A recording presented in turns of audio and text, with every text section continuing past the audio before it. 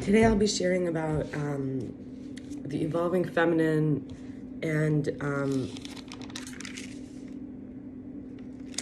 really all of this was inspired, if not directly, teachings from Rebbetzin Tamar Taback from Johannesburg. I think she's from Johannesburg, from South Africa, and she runs the Nexus school. It was about 5 years ago or so that I started learning from her. She's helped me a lot with my recovering, my true feminine, myself. And so she starts with that story of Queen Esther. Vashti is like the me too, I also. And the royal crown is like appearing naked, demeaning. Her husband said, come,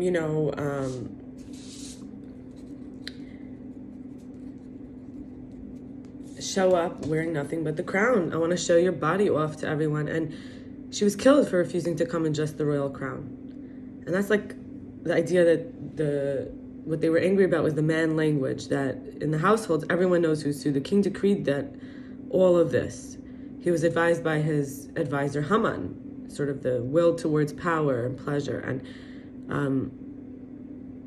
chauvinism, inhibiting the rise of the women. But actually Purim, where Queen Esther actually was a Jewish woman who ended up Achashverosh through a series of events that could only be described altogether as so unlikely that it was a miracle, that it was definitely 100% because of the woman, that they were all freed, all the Jews till now. And that's why we learn that the holiday will continue into the Messianic times. And every woman is an aspect of the complete feminine archetype. It's a piece of a tikkun, which is a correction, an ordering, refinement in aspects of life, marriage, or relationships, really, mothering. And so the Vashti angle of me too also, which, I also have a will, I also have a desire, which is really Keter, the desire, the will. And Keter actually only appears in the book of Esther. Nowhere else in the Torah. It appears 3 times. So again, the book of Esther, I'm not going to share the whole Purim story right now, but I will just say what I shared is just the beginning. And that it's an amazing story. And if you don't know it, you should learn it again. And if you do know it, maybe this is a reminder to, look at, as you're going to hear these comments about Vashti and about all of this, and I might have to do a few videos on this. I have a lot of information, so it's really worth it to go read the book of Esther. It's called Megillas Esther, and about the idea that she, with her will to save the Jewish people, actually, the bad guy ended up in the bottom, and his children. And you would say, why his children? Apparently they were all also deserving of their fate, obviously. And so each one, and then like the good guy ended up, through his humility, through his faith to Hashem, to God, ended up actually being, the advisor to the king, replacing the other guy. So, there's a happy ending. And that's why the Jewish people are still around as a nation. And, the Jews actually, it came out about the time, Purim is a holiday, but Passover, they actually couldn't even celebrate another holiday because they were so afraid of getting killed. And so, it was very real. It wasn't just like a fairy tale. It was very real to know that you may not be here tomorrow. Everyone has a right to kill you. And it's kind of like the idea that there are still disenfranchised people from the source of power in the government, but the government only gets its power from the creator. Originally, the priest anointed the king. So we have to remember that the government needs to be held accountable to moral values that represent everybody. Everybody's part of one spirit. So we say spirit, we mean the breath. Everybody's breathing.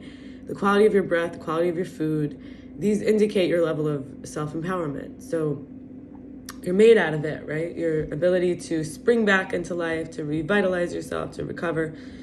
So the Shekhinah is the presence, is the feminine and the masculine and the Shekhinah together. Each has a hideous other side and a beautiful good side. The masculine in the story is Mordechai and Haman, which is the Mordechai is the guy, is Esther's uncle who nurtured her, or some say her husband, and he lost her as his loved one when she had to go be with the king. And she was with the king, and she made it possible for a party to occur where the king got jealous of Haman, who was like all over her, and she ended up just basically getting the king to say, let's kill Haman. He wants to kill all the Jewish people. He advised you to do it. He said they don't bow down to him and that they do different things than everybody else. As if when we all fit in, if everyone's eating poison and some people fit in and eat poison, I mean, they're also not going to be clear enough to say, wait a second, everyone's eating poison, let's give them medicine to get rid of the poison. So it could be that like she was just teaching him like, her husband, the king, she was teaching him as his wife, but also as his queen, but also, her role, like he chose her.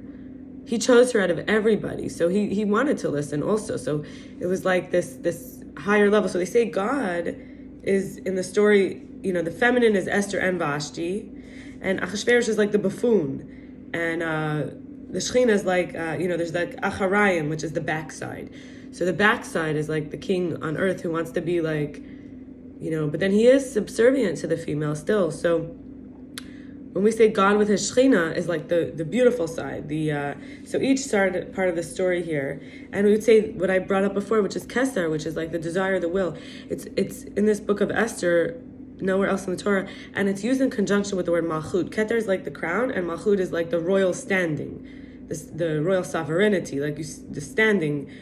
So the first sphera of you would say it's 11, but it's like 10 sphirot. Keter has an inside version, which is called Das, which is like the describable, the talkable, the attribute that you could actually talk about.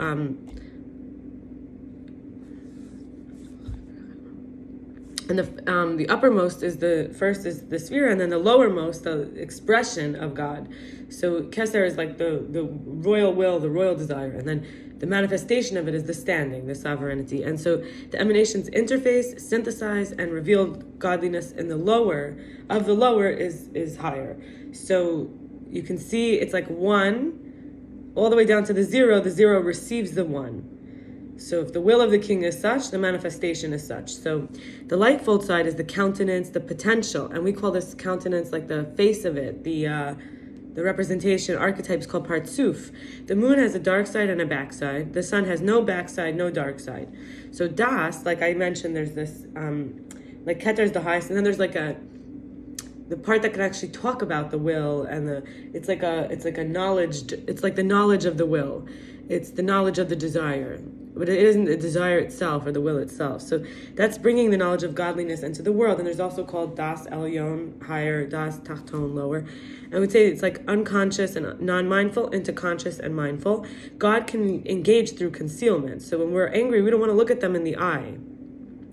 And our blessings, we say, may God's countenance shine on you. Evil could be a blockage of God, or when God has a mask, is like, so the sublime to the ridiculous. And our dark side, my dark side, is parts of me I disown, and conscious relationship, and my conscious relationship with myself doesn't include these pieces. I'm unaware of what's lurking, or I can't see them, and then we become triggered. We can see them now. We can become healed. We can grow. And marriage, for example, or a relationship is about personal growth. It starts in an unconscious place. So the desire and the will, right, for the other. And then, there's a dark side. It's the not yet integrated pieces of the soul that can appear as negativity. But the work is to transform it, to flip it. And when we're uncomfortable to own those parts, we might see them in others' backsides. And mainly in close relationships, will be intensely charged negative reactions to someone's dark side. If we've integrated it, we have the ability to see it non-reactively and without judgment. Then we have here Vashti. Vashti is Yeshut, which is the inflated. The Yeshut is like the yeshness, the somethingness, the thingness. It's an inflated self, narcissistic self. It's opaque to anything above us, and it's arrogance. It's the dark side of femininity that interacts with the dark side of masculinity. She wouldn't have minded appearing naked if it was her idea. That's really, because we say, why is she punished? She didn't want to appear naked. It wasn't that. She didn't want to listen. She didn't want to do the will of her husband, but she wasn't a Jewish woman. So this is a woman who, in other cultures, they don't have the same rules about body modesty and stuff. So this is... she was loud, she was promiscuous. It was more that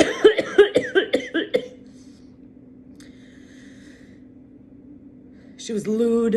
It was more that she refused to be used as an object by her husband, even if it would bring him pleasure. So the early relationship stage is unconscious struggle. It's until we've refined the neshama itself, we to the neshama, not the rishon, the neshama. Until we've refined to the neshama self, we are functioning with needs we don't realize, because the other person we think is supposed to satisfy them. When they don't, it's upsetting, whether it's validation, attention, approval, love, and it can still be triggerable, but it's not yet a giver with true soul's power. If like the stages, so like at some point we say, well, I'm not getting it, so I get triggered, I didn't get it, but then we're also not yet there, like we're realizing it, but we're also not yet fully there, where we're like the giver with the true soul's power. I don't need anyone's validation, I validate myself. And then you can validate others. The times where they're in their dark side, you could not only not take personally and triggers your dark side, but you could be the light. That's the healing here. That's the the transformation. We don't say transcending these days. That's the work of getting out of it. But then it is like you can't like step out of it and then a piece of you like is sitting there. That's transcending it. Here we're owning, integrating, refining, we're processing, we're dissolving, we're transforming, we're melting, we're burning. So from a whole place, in the greatest potential, we come as someone who can choose freely. The first stage is back to back. This is the second stage is facing forward. And I'll stop here. I think that I'll continue tomorrow. We're with Chava and Adam, which is Adam and Chava are continuing with the Esther story, everything, but like the Adam and Eve story. Thank you. Be well.